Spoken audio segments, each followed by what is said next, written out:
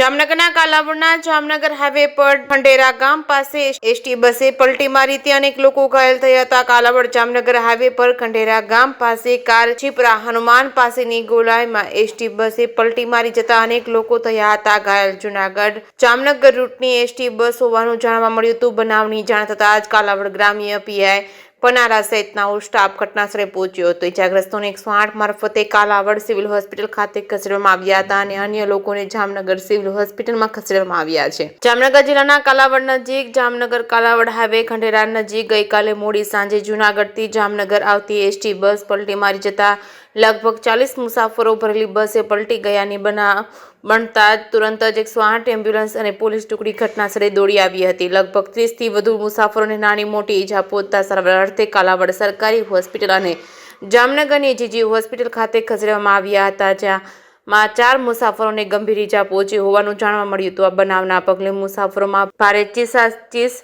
સાથે દેકારો બોલી ગયો હતો અને બનાવની જાણ થતાં જ આજુબાજુના લોકો તુરંત જ દોડી ગયા હતા, જ્યારે 108 એમ્બ્યુલન્સ અને પોલીસની ટુકડીની પણ ઘટનાસ્થળે પહોંચી હતી. અકસ્માતગ્રસ્ત બસમાં લગભગ 40 મુસાફરો પ્રવાસ કરી રહ્યા હતા, જેમાં લગભગ 20થી વધુ લોકોને નાની મોટી ઈજા પહોંચી હોવાનું સામે આવ્યું હતું. જુદી જુદી 108 એમ્બ્યુલન્સ મારફતે ઈજાગ્રસ્તોને કાલાવડની સરકારી હોસ્પિટલમાં ખસેડવામાં આવ્યા હતા. જેકે સિંહ ગુજરાતી સાથે હર્ષલ ખંડેરિયા, જામનગર.